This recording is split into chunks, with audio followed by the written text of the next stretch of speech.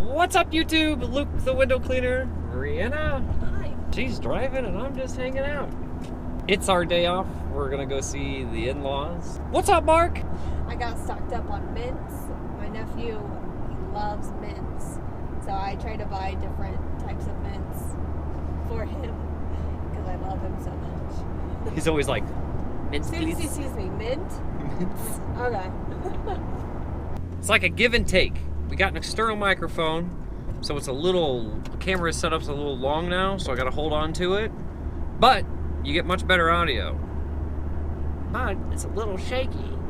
Yeah, we'll figure it out. It's been a long time since we've done a video reading your comments and answering them. So headed out here today, we thought we would read some comments and answer them. So let's get right to it. Woo.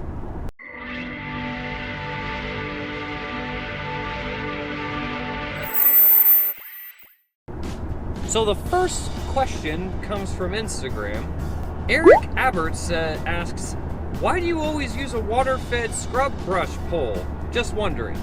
We don't always use a water-fed scrub brush pole. No, we are true believers in there are the right tools for the right jobs. We use water-fed and we use traditional whenever it fits best with the job that we have. This is the same photo on Instagram. JPatrick88 asks, what brush is that on the pole? That is a dual trim, pencil jetted, fan jetted Tucker brush.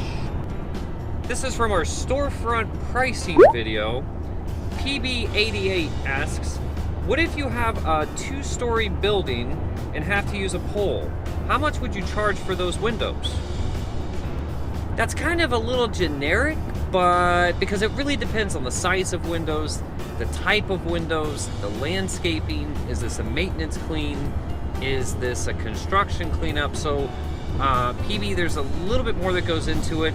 I would strongly suggest just charge more. Yeah, there's just like way too many factors that can go into that. Like, are you getting multiple stores? Are you good with the pole? Is it a construction cleanup? Yeah, there's just so many factors. Here's a fun comment from our interior storefront cleaning video. Enerate Products Company says, really great business tips. Thank you. What are you doing? That's dangerous. Here's a question from our cleaning around neon lights video. Adam Hamilton asks, do you ever turn them off, let them cool down, clean, and then turn them back on? That's a really good question, and we should have probably covered that because in that video, the neon lights are already turned off. If you're gonna have to get close to them, I would probably suggest to turn them off because if they're nice and hot and your mop touches it, they're probably gonna pop. That's a really good question. To be on the safe side, I'd suggest turning them off and letting them cool down. If you really think you can get around it without touching them, go for it. You know, Eric Bland actually had commented and said, has anyone ever been shocked by him before? And I have. Have you been shocked by a neon light before? No. If you get too close to him and you've got a wet mop, you can get shocked. And that's kind of a fun thing. Also, life update. We're friends with Eric Bland now. Crazy. This question comes from our DI or RO video. Louise Salazar asks, great video, Luke. How often at all should the RO be replaced? And he's referring to the RO on the Zero Pure. When it comes to replacing your resin and your RO on your Zero Pure, or if it's just resin in your DI tank, this all depends on two things. How much you're using it and the TDS in your area. We're gonna leave another link in this video, but it's a link to windowcleaner.com. They've got this awesome chart that shows TDS, hours of usage, I think, and how often you should change out your filter. I'll leave a link in the description below, but it's a really great chart, and this is the best way to answer those types of questions because there's just too much information to go over right now. James Brown asks on this construction cleanup video that we have, what is a good starting price for scraping tape or removing paint? Thanks, love the videos. Midwest life. Double what you'd normally charge, and make sure to have them sign a scratch waiver. That's what we do. Unless, so this is one of those questions where it's like there's 100 different possibilities.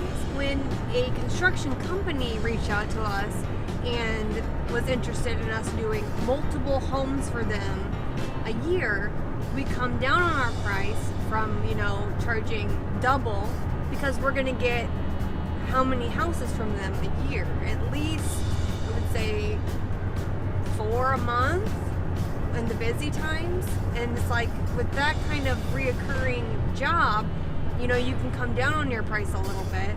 But if it's a one-off clean, I would do double. Here's a question from our forum at lukethewindowcleaner.com /community. Bill Window asks, since I'm new and trying to start my business, what type of insurance do I need? Bill, general liability insurance should be sufficient. I've heard more and more that some companies are requiring you to carry a $2 million policy. Up to this point, most companies we've dealt with has been just fine with $1 million liability. But I've heard from a couple of guys, and we ran into one company recently that required a $2 million liability. Definitely grab some insurance if you're new to the business. Do not operate without it. It's a must-have. It's extremely affordable. We use Liberty Mutual is who we use, but there's tons of companies. If you want to know more about insurance, go to lukethewindowcleaner.com/community. Join the forum, ask away. Jersey Josh is on there too, and he has a lot of knowledge when it comes to that. We'll leave a link in the description below. So many links to Jersey's podcast. He's a sales representative for Window Cleaning Resource, very knowledgeable guy, but he knows a lot about insurance, and he can help you out. Yeah. Dip. That was a bump. That wasn't a dip. My family lives like an hour away, but it's like a really pretty drive from here. This is where I grew up. Here's a question from Vicky Wowzer on our how to quote residential windows. Vicky asks, great video, Luke, and you made it look very simplified. Do you happen to know the square footage of the property you quoted? Would appreciate it very much if you could tell me. I have no idea the square footage of that property in the video. We're never too concerned with square footage. I will ask sometimes when we're doing quotes over the phone what the square footage is to get a basic idea of how many windows they have at the home if they don't know. There's no telling. But there's really no telling. Based on square footage, because they could easily fit a sunroom in... Skylights. Yeah, 900 square feet. You could have a little sunroom. Yeah. So you can't, to me, you can't do an estimate that way. I wouldn't. No, we don't like to. Here's a question. Are you going to the convention this year? Unfortunately, guys, we will not be making it to the convention this year as much as we wanted to go. We thought by now we'd have an employee, but unfortunately, it's just slim pickings around here. Gone through about 3 or 4 of them in the last few months. And so, honestly, we are working Monday through Saturday most of the weeks from 4 a.m. and until we drop. And because we thought we went through a couple employees and it just didn't work out. And so, unfortunately, we're not going to be able to go just because we can't miss out on that much work. Next year. Yeah. Alright guys, we're almost to the family's house, so hope you enjoyed this shaky video. Sorry, we gotta figure that out. I know, it's like every time I solve one problem with the camera, it creates another. So now the camera's just too tall to mount on the dashboard, but it's got amazing audio, I think.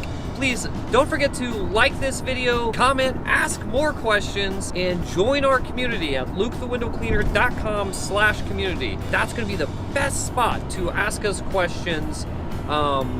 Hit the bell! Alright guys, bye. Bye. Amen. You want them in?